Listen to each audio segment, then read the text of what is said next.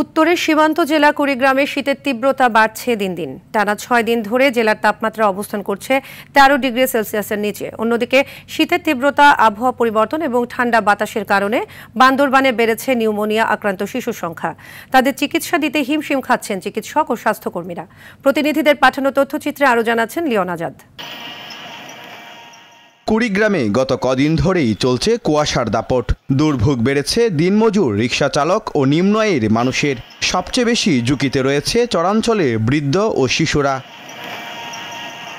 এদিকে ঋতু পরিবর্তনের প্রভাবে বান্দরবানে ঠান্ডাজনিত রোগীর সংখ্যা দিন দিন বেড়েই চলেছে। স্বাস্থ্য বিভাগের তথ্য মতে গেল এক মাসে 252 শিশু নিউমোনিয়ায় আক্রান্ত হয়ে হাসপাতালে ভর্তি হয়েছে। ঠান্ডার জন্য বাইরে যায় না, আমরা গরিব মানুষ, কাজ করি খাই।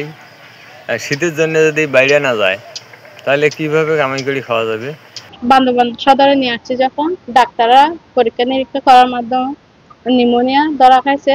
আমাদের এখন হচ্ছে নিউমোনিয়া রোগী বর্তমানে 15 জন ভর্তি আছে।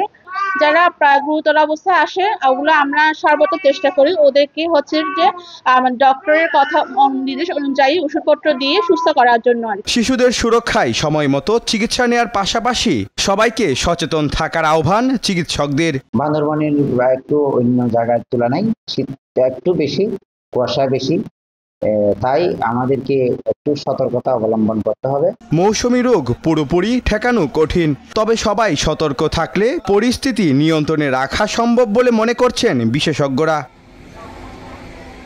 Leone Azad, RTV।